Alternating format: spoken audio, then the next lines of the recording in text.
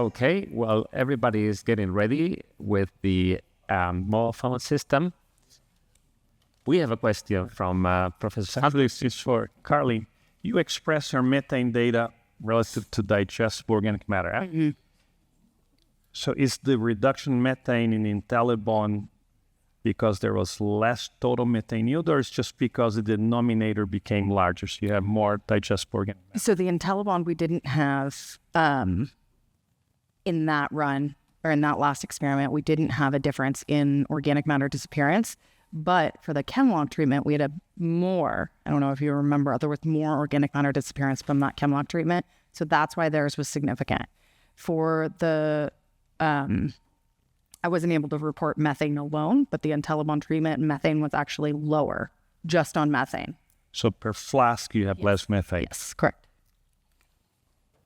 So definitely something to explore further, because that was the first time we'd looked into that.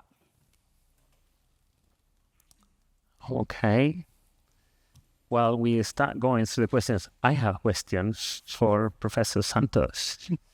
And this is about the controversial subject of PTH responsiveness when acidification of the metabolism of the animal.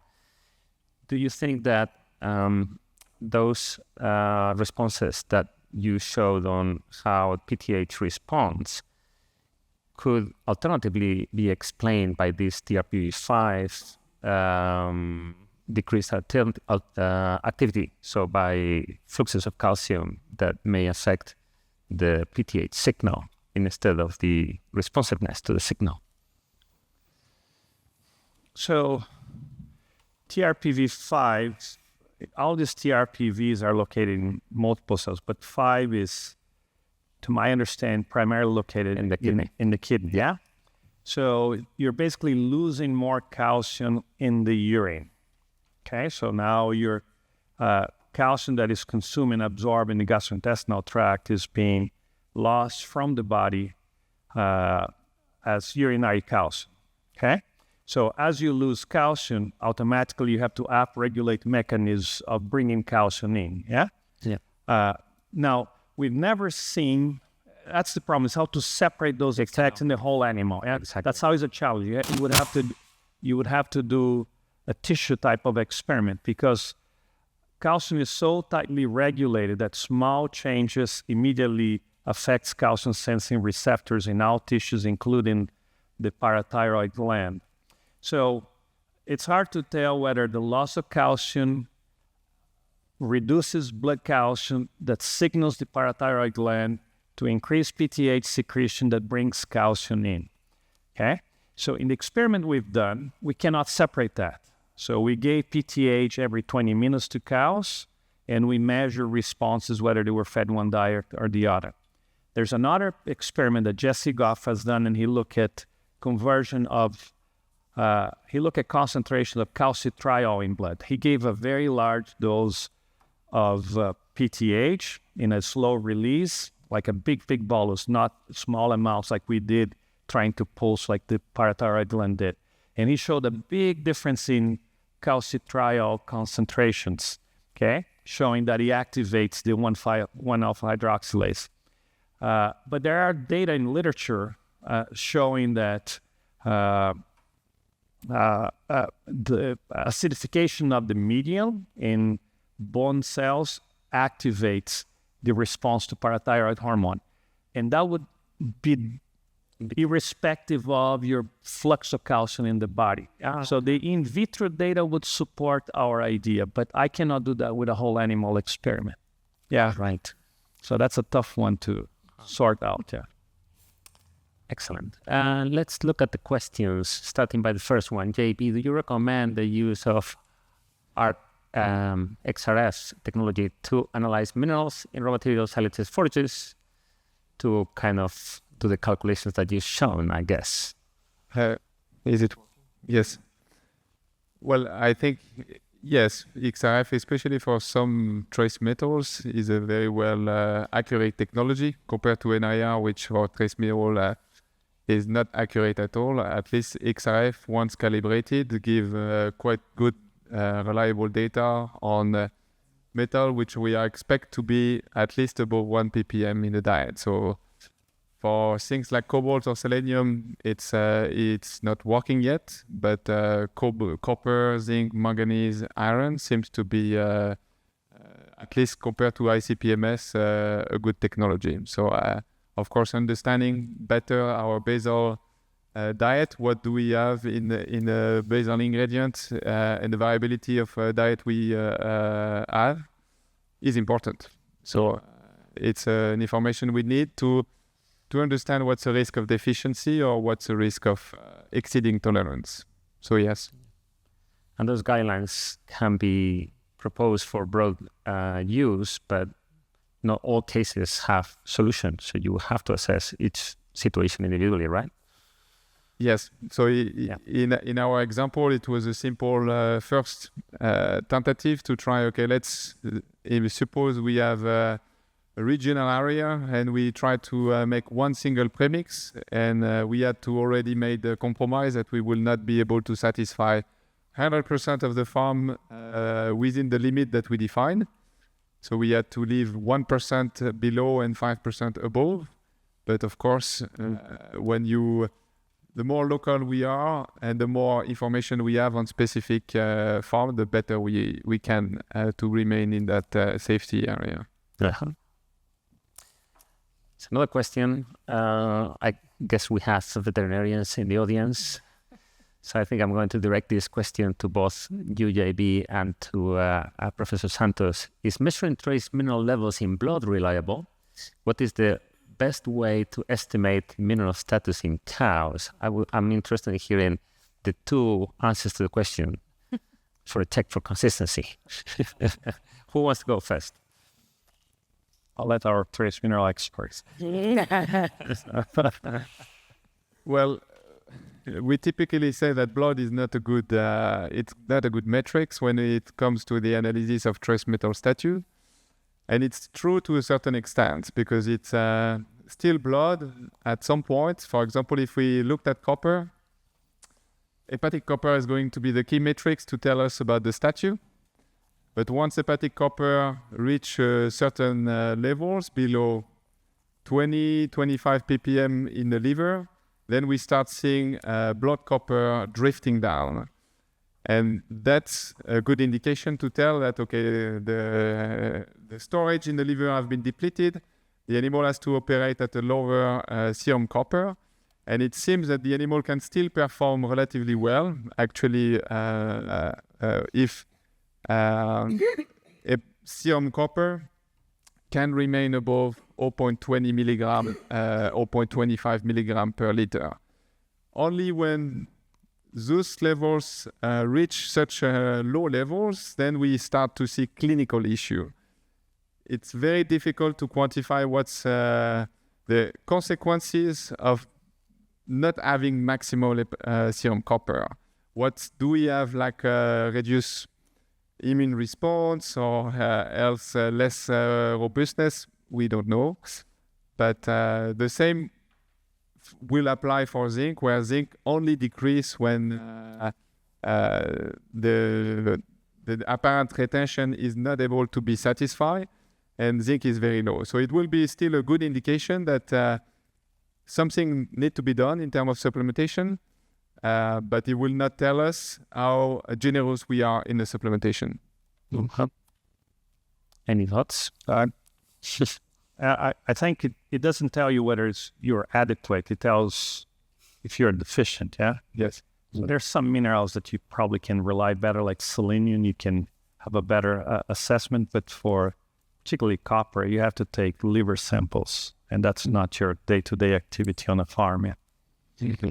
Speaking about extreme conditions, so being able to detect the extremes, but not the general conditions.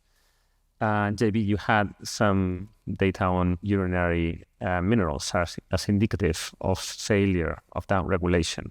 What do you think about practical application of that metric? Yeah, this is not an easy one. And what was interesting with the urinary data, when we looked at the variability in this study, so we were not looking at a lot of animal per treatment, 10 steers per treatment in the growing steers study. And it seems that some of the steers were a lot more sensitive to increase urinary zinc, copper, or manganese. Others had very little change. So we observed an increased variability between animals, which may be still a useful indicator if we define a certain threshold and looked at the proportion of animal above that threshold.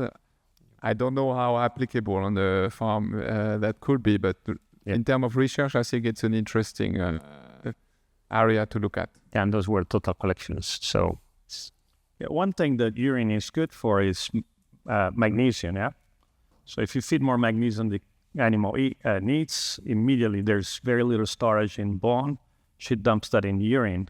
So if you have no magnesium in urine, you have magnesium deficiency. Yeah. So it's not common in dairy cattle, but in beef cattle, yeah, it can happen. Or strategies of acidification of pre-calving.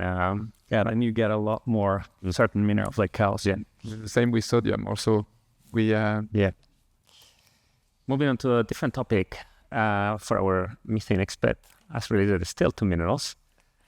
Carlin, what would be the explanation on the methane differences between treatments? What is the mechanism behind that IntelliBond can reduce it? I don't know if we have an exact answer for this. I think we need to look into it a little bit more. We have seen some slight differences in DFAs, so maybe it's affecting the different microbes. We didn't look at microbial analysis in this trial, so we're not really sure how the RKS separate from the bacteria are actually being impacted by this and who's being impacted by it. So I don't have a great answer for that. Maybe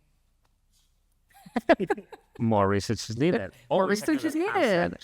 Another question for you. Oh, it's gone, but it was a question about combinations of sources when it comes to defining strategies to supplement trace minerals. What are your thoughts? I guess it depends on what type of combination. The biggest issue is the sulfates, right? We know they have that weak ionic bond that's going to dissociate. Again, we have data of just looking at it in the feed and just having the feed sit there. That metal can antagonize a lot of different things in the feed. So we want to get sulfates out. So as long as that's not in your combination, that's a better option.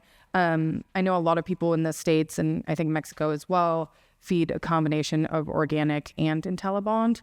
I haven't seen a lot of research that shows negative effects, again, as long as there's not sulfates in that system. And I know a lot of the other companies, maybe outside of trout, offers additional support for using organics. So people use them for different reasons. Again, the biggest issue is getting those sulfates out. Yeah, the ionic metal being there in the feed, of course. I see a very interesting question on the screen, a classic question when we talk about calcium around transition. For Santos, it says, what would be the level of calcium when you're using an ionic salt? What would you recommend? Makes no difference. The fight about this makes very little difference. So when the early research on acidogenic salts came out, like when the Danish were doing the very early work in the 50s and 60s, they did not know, what happens to calcium loss. And then people in the US start showing, in other places, that there's an increase in urinary calcium excretion. The first interpretation that we need to feed more calcium to make up for the urinary loss. But what was neglected is that you increase intestinal calcium absorption. So in all the calcium balance experiments we've done, the apparent calcium digestibility in the alkalogenic diets typically 35, 38%. And when we feed acidogenic diets, it goes close to 50%. So you increase 12, 15 percentage points in apparent calcium digestibility. So then your true absorption is actually greater than that, obviously. Yeah? So now you're absorbing more. When we do the calcium balance, you're exactly the same. The cow retains, there's calcium retention because of fetal accretion and tissue growth. Okay? So that's one aspect. Now, there are people who push to very high calcium. And to feed very high calcium, you're feeding something that's very insoluble, which is limestone. Yeah, if you don't want to affect the asparase balance. If you're not using calcium chloride or calcium sulfate. Limestone is very insoluble, not very digestible, okay? And remember, although calcium is not part of the equation, is a strong cation. So when you feed a very high calcium diet, and now as opposed to absorbing perhaps 30 grams of calcium a day, you want to absorb 60, 70, okay? That moves the equation to the alkaline side. If you are a company that sells acidogenic salts, that's great because the person who's measuring pH is going to have to feed more. So I sell more product, okay? So conceptually, that is the wrong thing. Now, there are some experiments that people test that hypothesis. There was very little difference. In the meta-analysis that we did, we looked at that. The problem is that it's an association now because the experiments were not designed to manipulate calcium, but we looked. And in the acidogenic diets, the more calcium people fed, there was an association with an increased risk of hypocalcemia. So I would say do not feed much more than 0.5 or 0.7% calcium. You don't need that, and you don't need to add all that ash to the diet. Yeah, that recommendation has been in the industry for very long. But if I remember well, the first argument to propose that was the factorial increase of requirements by the hypercalciuria. And now hypercalciuria is recognized as one of the mode of actions of the preventive value of anionic salts. So it's kind of like interesting. I'll tell you canceling the mode of action by trying to compensate the effect, right? A short story in the U.S. Yeah. May not apply to here, but because sometimes we are U.S.-centric. Yeah? But in the U.S., there was a guy who worked with acidogenic salts. He moved from Florida to Michigan. He had a PhD student who never published his data. So they did one experiment with a few cows, and they measured blood calcium. They titrate calcium in an acidogenic diet. And it turned out that in that experiment, the highest blood calcium was when they fed 1% calcium. And that became the rule in the U.S. 120 grams of calcium per cow. That became like, it's like it was written in the Bible. And it was based on 15 cows, a paper never published. And so, yeah, probably not right. But it's changing. Yeah, it's changing, yeah. But that question is very common. Very common. People fight about that. One question, or more than a question, a comment that I think deserves clarification. It says, Dr. Santos, you advise for a decaf zero during 42 days before calving. Is that what you advised? No. My point was that if you have a decad of zero, there's going to be variability around that.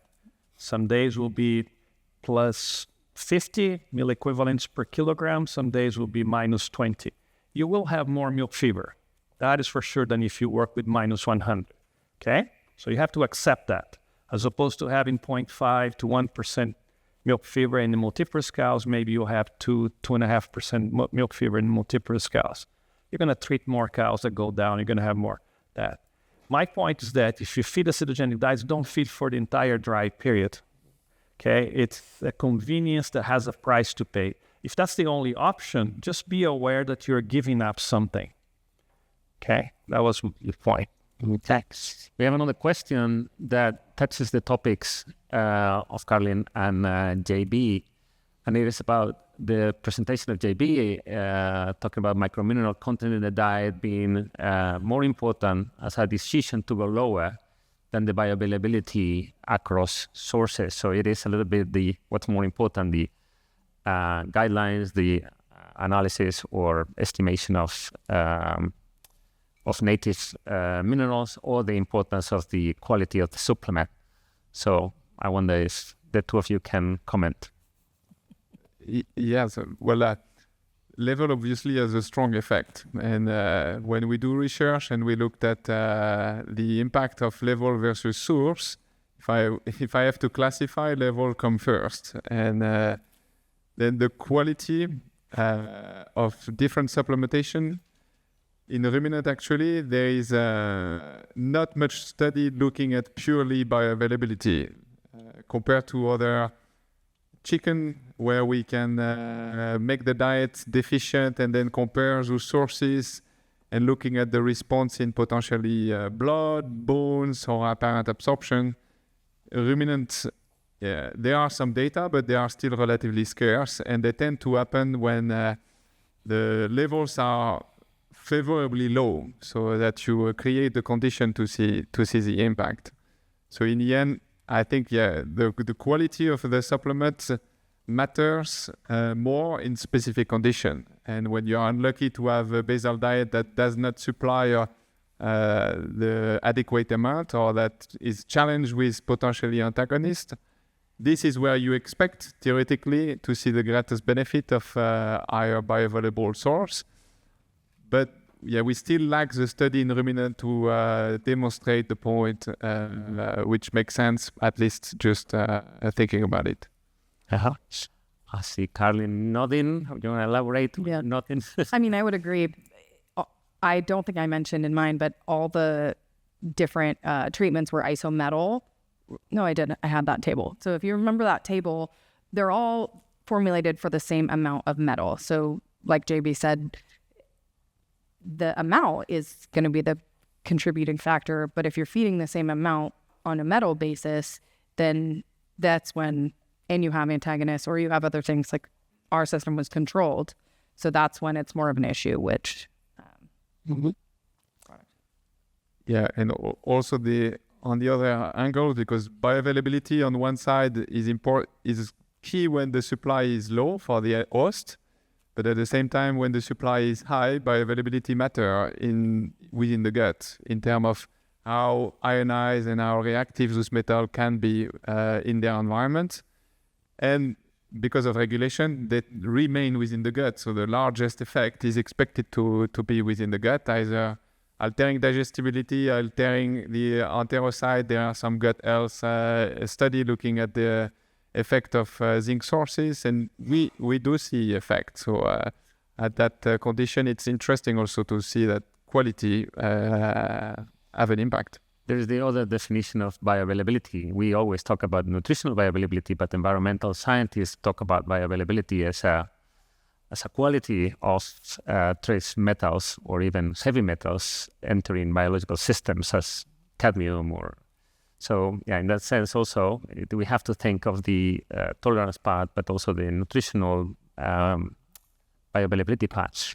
Speaking of which, there's a question for you on bonds. You explained that it is covalent. Well, you both explained that it is both covalent bonds in hydroxychloride minerals and organic minerals or amino acid bond minerals.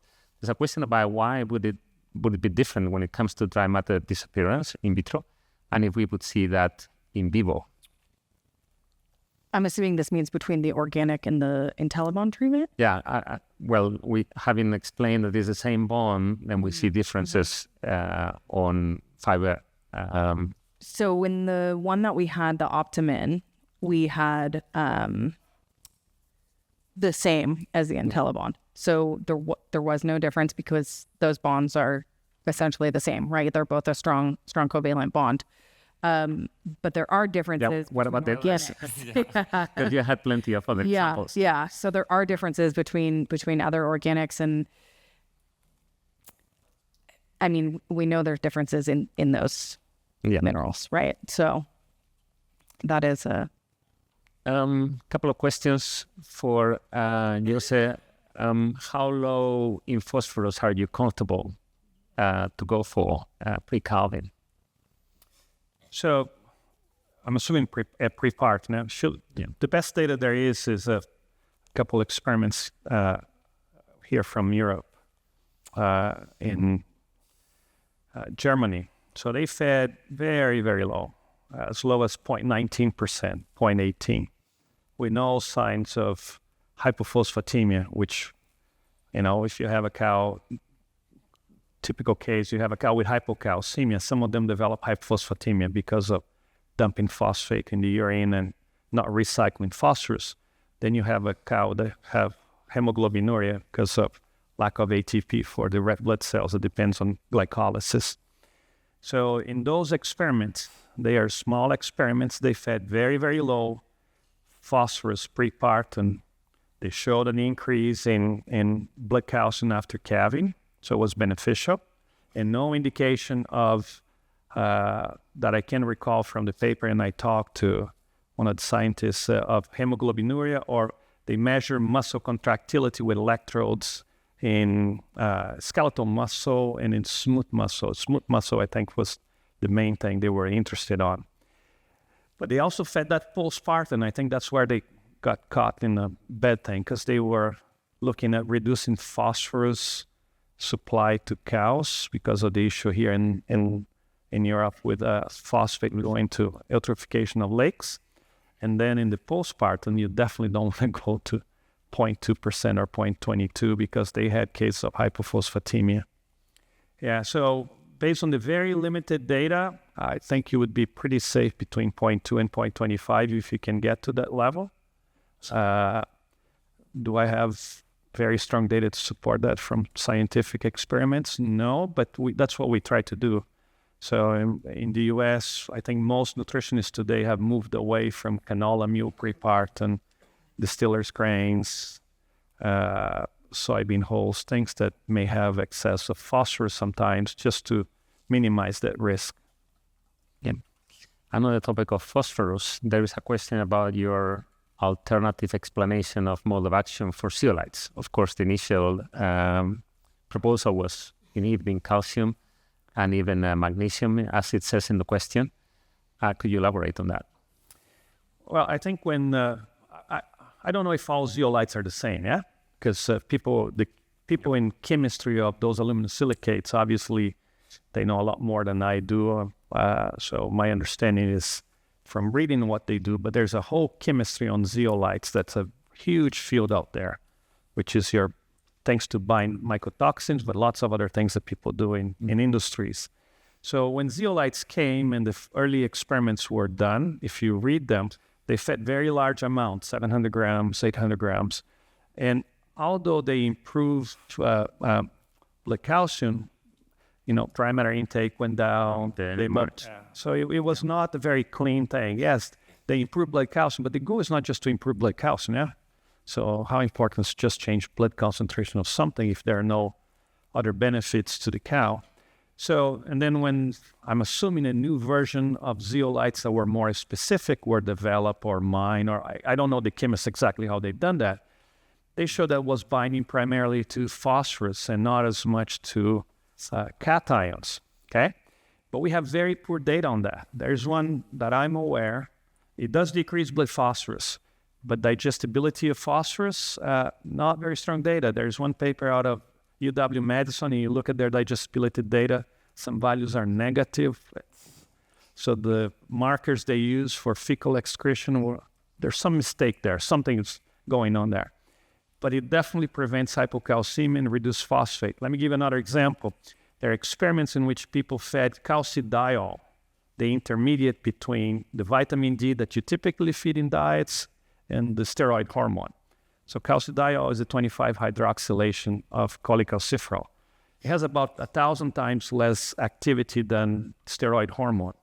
So in theory, and that's why blood, you have nanograms per ml of calcidiol, and you don't have picograms per ml like you do for calcitriol. So it's a lot less potent. But if you feed calcidiol prepartum to cows, the first response you see is hyperphosphatemia, okay, because it does increase, there's some binding to the vitamin D receptor, it's less affinity, but it does increase calcitriol. And when you increase the active vitamin D, blood phosphate goes up because there's more absorption. If you don't have any methods of preventing hypocalcemia, if you look at all the data from Germany, and there may be other groups out there that fed just that, they had a lot more issues with cows. And then Bill Wise in the US did an experiment, and he really hurt cows by feeding a very large dose, 6 milligrams of calcidiol. When we fed calcidiol, we've done like 3 or 4 experiments, we always fed with an acetogenic diet. When we fed without the acetogenic diet, it wasn't really good. So every time you increase blood phosphate, I'm attributing that a lot of that to increasing blood phosphate without a protection against this excessive phosphorus. In our case, our protection, let's say between quotation, was the acetogenic diet. Things go in reverse. It's a bad thing for the cow in early lactation. So, yeah. But the zeolites, I think the direction today is that they are binding primarily phosphate. So they probably have made some changes in the chemistry of the zeolite A that's more affinity to phosphorus than in the past. People were thinking more of calcium. And I think that you guys have done some work. You did some work with rice hulls and other things to buy. Yeah. On vitamin D sources, touching on the topic, it seems that it is very much related, the efficacy is very much related to the conditions, just like you described for the calcidiol trial that you had, but also on the timing, right? Mm-hmm. The timing of application. Yeah. So the calcidiol, it's an interesting thing. You don't need to give very much to keep adequate vitamin D status. Like if you go to the doctor, they're going to measure calcidiol in your blood because it has a long half-life. Cholecalciferol has a very short half-life. You take it, and some people in the human population, we have mutations that make the 25-hydroxylase less active. So the conversion is not as efficient in everybody as you would expect. But there's some populations, people that have to take vitamin D and they never have an adequate status. In cattle, that mutation also exists. There are differences in animals, at least beef cattle that I'm aware of. So that conversion is not as effective. So you give a lot, like what's the first response of people? My blood concentration is not adequate, I give more and more and more. What's the response of most nutritionists? I give a lot of trace minerals. And people do with vitamin D. Also. We've done experiments feeding as much as 3 milligrams of vitamin D, which is 120 international units per cow per day. Okay? And gets to a point that she does not convert that anymore to 25-hydroxy. There's some regulatory mechanism that nobody has described that downregulates to 25. But if you read literature, nobody talks about that, but that exists. Yeah. So it doesn't matter if you keep feeding more, you're not going to improve vitamin D status. Hydroxylated, right? Yeah. It's if you feed the calcidiol, you already bypass that step. But if you overfeed that, then it can have negative effects, calcification of tissues and all of the other things.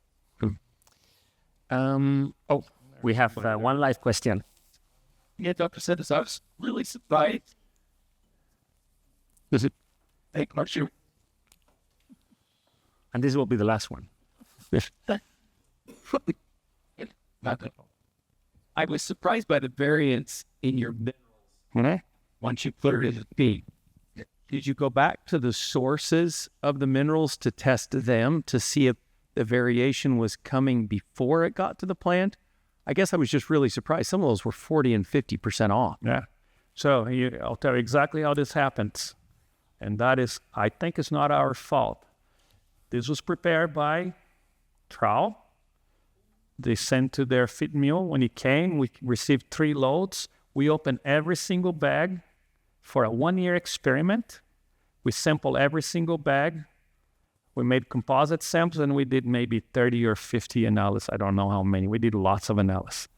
And I cannot tell you if it is the mixing that's not perfect, if it is the sampling that we use that's not perfect, or if it is the assay, which I believe the assay it's pretty robust. So yeah, I don't have a good explanation, but you'll be surprised. People send one sample and think that that is the ultimate truth. Send samples of minerals and check that. We did linearity. We dilute our samples and send to the lab where we analyze ourselves. Okay? You send a sample, a guy takes a sample from there, few milligrams, and he runs that. And who knows if he has the same, if he's as careful as you are because you have a vested interest with your experiment when they are doing lab assays. They have protocols. But yeah, we face that. And I think you guys do field work. If you analyze minerals, tell me how variable is your trace mineral package in terms of what's in the label, what you formulate and is in the label, and what you actually find. You'll be surprised. I'll give you an example. DCAD, chloride products. Do that. Start analyzing that and tell me if you find exactly what you think it is. So there's errors in the systems out there. And it's disheartening, but we face that. So we account for that. When we calculate our diets, every other week that we do analysis, that's the value. We get that mean and we express as the mean and the standard deviations for the TMR at the end. We don't put just a value from the book or from the software. So, yeah. Okay, with that, thank you very much for the questions added to the system, but also asked live. And thank you very much for the presentations that were very interesting.